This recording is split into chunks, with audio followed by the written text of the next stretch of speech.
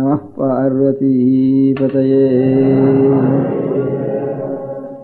கோவிந்தநாம கீர்த்தனம். ஹரோஹரா கோவிந்தா கோவிந்தா தான் நம்ம ரட்சிக்கிறது. இவ்வளவையும் நமக்கு ஒரு பகவான் இருக்காருங்கிற ஞாபகத்தில் இந்த ஹரோஹராவும் கோவிந்தா கோவிந்தம். அநேகமாக இப்போ சுப்பிரமணிய சுவாமி கோவிலுக்கு போனாலும் ஹரோஹரா தான். திருவாரூர் கோவில் எங்கே இருந்தாலும் அதுவும் அது வெங்கடாச்சலபதி தான். மலையில் இருக்கிற சுவாமியாக இருந்தானா சுப்பிரமணிய சுவாமியும் மலையில் இருக்கிற சுவாமி தான், வெங்கடாச்சலபதியும் அநேகமாக மலையில் இருக்கிற சுவாமி தான். அதனால் ரெண்டு சுவாமியும் ஒன்று தான் அப்படின்ட்டு எல்லாருக்கும் அபிப்பிராயம். அதனால் இது இது விஷ்ணுன்னு நினச்சிக்கிறோம், அது சுப்பிரமணிய சுவாமின்னு நினச்சிக்கிறோம். அவ்வளோதான். ரெண்டும் ஒரு சுவாமி தான், மலைசுவாமி. இந்த மலைசுவாமிக்கு போகிறப்பெல்லாம் ஒன்றும் ஹரோஹரா இல்லை பண்ணால் கோவிந்தா கோவிந்தா. ஹரோஹரா சொன்னது சம்பந்த சுவாமி சொல்லியிருக்கார், அருணாமே சொல்லிட்டு ஆச்சாரியர்கள் கோவிந்தா கோவிந்தா ஆச்சாரியர்கள் சொல்லியிருக்கா பஜகோவிந்தம் பஜகோவிந்தம். ரெண்டு ஆச்சாரியர்கள் மகானுடைய வாக்குலேருந்து வந்தது இன்றைக்கும் நம்ம ரட்சிச்சுட்டு இருக்கு. ரெண்டு எழுத்து நம்ம ரட்சிச்சுட்டு இருந்தது. அதனால் இவ்வளவு புஸ்தகம் எழுதியிருக்கால, இது எல்லாத்தையும் இனிமேல் நம்ம நாளில் அடியோடு மறந்து போயிடுறதா முதல்ல பிடிச்சி அதான் சொல்லிகிட்டு இருக்கேன். நாமெல்லாம் மறந்து போகக்கூடாது. அது படித்தோம்னா கொஞ்சமாவது நமக்கு புரிய முடியாது, கொஞ்சம் ஞானத்தை சம்பாதிக்கணும். இவ்வளவு வீணாக போயிடக்கூடாது. வேட்டோட சரி நம்ம தலைமையோட சரியாக ஸ்நானம் பண்ணியாச்சுன்னு வச்சிடக்கூடாது. அப்படின்னு எனக்கு உங்களுக்கெல்லாம் சொல்லணும்னு ஒரு ஆசை. நீங்கள்லாம் மனுஷெல்லாம் எங்கே இருக்க? கிராமத்தில் இல்லை, எல்லோரும் ஜீவனத்துக்காக டவுனில் வந்துட்டோம். கிராமத்தில் இருக்கிற ஒருத்தரும் இல்லை, ஊர் வீடாக இடிஞ்சு போயின்னு இருக்கு. இங்கே அதுக்கு பதிலாக ஒவ்வொரு காலனியாக கட்டின்னு இருக்கோம். அங்கே இருக்கிறதெல்லாம் ஒவ்வொரு செங்கலாக பிடிச்சி இருந்து சூர்ணமாக போயிட்டு இருக்கு, பொடி பொடியாக போயிட்டு இருக்காங்க. இங்கே ஒரு காலனி கட்டின்னு இருக்கோம். இங்கே கூட போகிறலன்னு இதை காலம் ரொம்ப விலை ஜாஸ்தியாக இருக்கும். இன்னும் வடக்கு போயிட்டே இருக்கோம் நம்ம பாட்டுக்கோம். இன்னும் மாஸ்கோ நியூயார்க்கு நீள போயிட்டு போக போல இருக்கு. வர வர காலம் ஆகிட்டு தானே. அதனால் இருக்கிற இடத்துல நாம் எல்லோரும் சேர்ந்து இருக்கிற இடத்துலையாவது ஏதோ ஜீவனத்துக்காக சேர்ந்துருக்கோம். ஒரு இடங்களில் தனித்தனியாக இருந்த இடங்களை விட்டுட்டு சேர்ந்துருக்கோம். தனித்தனியாக இருக்கிற இடத்துல கொஞ்சம் நல்ல காரியம் கெட்ட காரியம், அதுகளை கொஞ்சம் கண்டிப்பு, கொஞ்சம் நல்ல பழக்கங்கள் இதெல்லாம் கொஞ்சம் இருந்திருக்கு. அந்த காலத்தில் கிராமங்கள் இவங்க இருந்ததுன்னா கிராமக்கட்டு, பெரியவாள் சொல்கிறது, ஒரு நாட்டாமை, அதிலேருந்து ஒரு பெரியவாள் சொல்கிறது, இதெல்லாம் இருந்திருக்கு. அதனால கொஞ்சம் ஒரு நல்ல பழக்கங்கள்லாம் இருந்திருக்கு. இப்போ நமக்கு ஜீவனத்துக்காக தனித்தனியாக வந்ததுனால தனி கட்டாக ஒன்றும் இல்லை, ஒரு நல்ல விஷயத்தை சொல்கிறதுக்கும் சௌகரியம் இல்லாமல் இருக்குது எல்லாம். அதனால் கொஞ்சம் நாமே தான் ஒரு ஏற்பாடுகளை பண்ணிக்கணும். இனிமே இந்த புஸ்தகங்கள்லாம் வீணாக போகாமல் என்னென்ன தத்துவம் இருக்கோ நமக்கு தெரியாது. அதனால் அதெல்லாம் எது இருந்தாலும் இல்லாத போனாலும் அது தெரிஞ்சுக்கிறதுக்கு ஒரு நம்ம புஸ்தகத்தை இன்னுமே நான் தெரிஞ்சுக்கிறது காட்டிலும் இன்னுமே சீமையிலேருந்து வந்த வெள்ளைக்காரனும் அவன் நிறைய தெரிஞ்சுட்டு அவனால் எவ்வளவு கஷ்டப்படணும், நம்ம காட்டிலும் 1000 மடங்கு ஒவ்வொன்றிலையும் ரிசர்ச் பண்ணி பணத்தையும் செலவழித்து புஸ்தகத்துலையும் போட்டு ஜெர்மன் எழுத்துலேயே, இங்கிலீஷ் எழுத்துலேயே, ரோமன் எழுத்துலேயே நம்ம புஸ்தகங்களெல்லாம் நிறைய போட்டிருக்கான். அங்கேருந்து நமக்கு படிக்கிறது கூட அவளுக்கெல்லாம் தெரியறதுக்காக ரோமன் எழுத்துலேயே போட்டிருக்கான். இங்கிலீஷ் எழுத்துன்னு சொல்கிறாங்க, ரோமன் எழுத்துன்னு பேர். அந்த எழுத்துலேயே நிறைய புஸ்தகங்களை போட்டிருக்கான். சூத்திரங்களும் லட்சக்கணக்கான புஸ்தகங்களையும் போட்டிருக்கான். நம்மதெல்லாம் நமக்கு ஒன்றுமே தெரியல. அந்த ஏட்டுச்சவடி எடுத்துட்டோம்னா என்ன இருக்குன்னு தெரியல நமக்கு. செவத்தில் நாம் தான் எழுதி வச்சுருக்கோம். நம்ம பெரியவாள் அதையும் படிக்க தெரியல, ஏட்டில் எழுதி இருக்கிறதும் படிக்க தெரியல நமக்கு.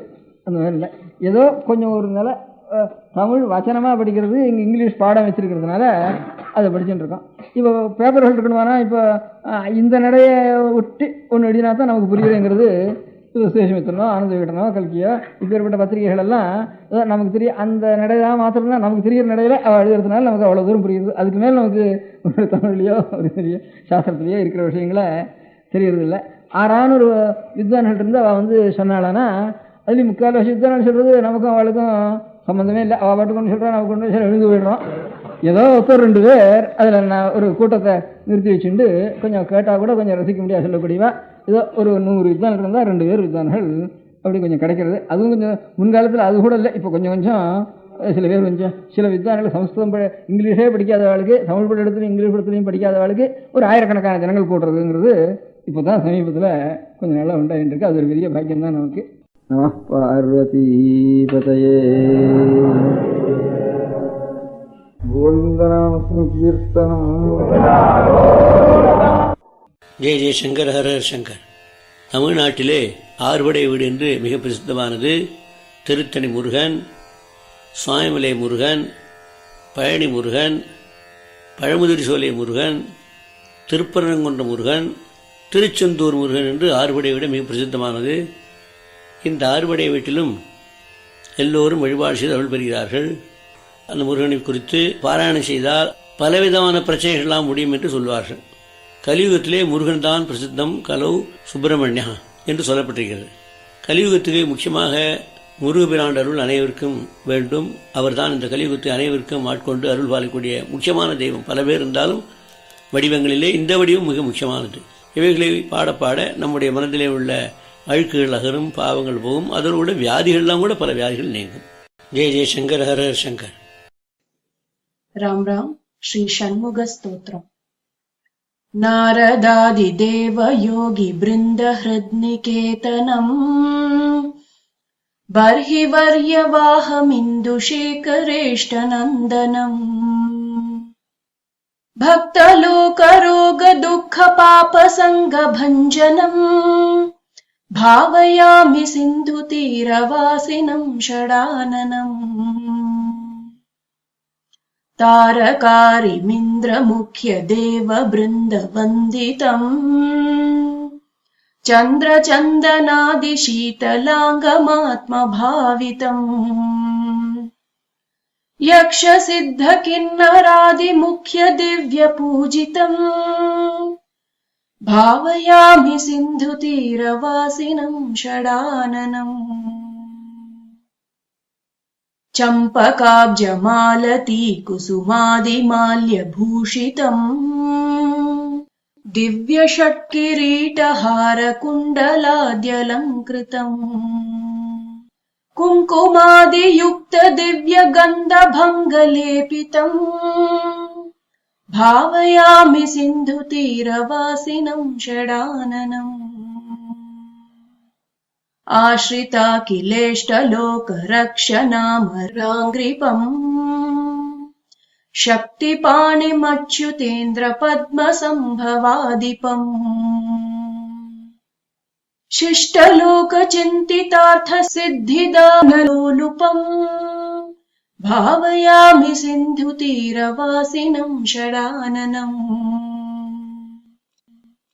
वीरबाहुपूर्वकोटि वीरसङ्गसौख्यदम् शूरपद्ममुख्यलक्षकोटिशूरमुक्तिदम्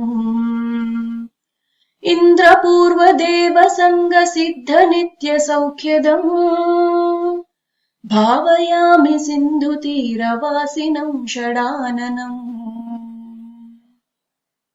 जम्बवैरिकामिनी मनोरथापि पूरकम् कुम्भशम्भवाय सर्वधर्मसारदायकम् तम् भवाब्दिबोधमाम्बिगेयमाशु सिद्धितम् भावयामि सिन्धुतीरवासिनम् षडाननम् पूर्णचन्द्रबिम्बकोटितुल्यवक्त्रपङ्कजम् वर्णनीय सच्चरित्रम् इष्टसिद्धिदायकम्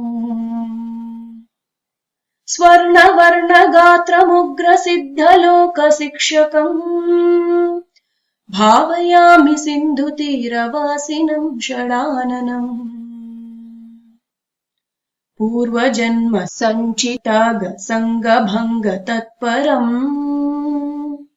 सर्वधर्मदानकर्म पूर्वपुण्यसिद्धितम् सर्वशत्रुसङ्गभङ्ग दक्षमिन्द्रजापतिम् भावयामि सिन्धुतीरवासिनम् षडाननम्. राम राम.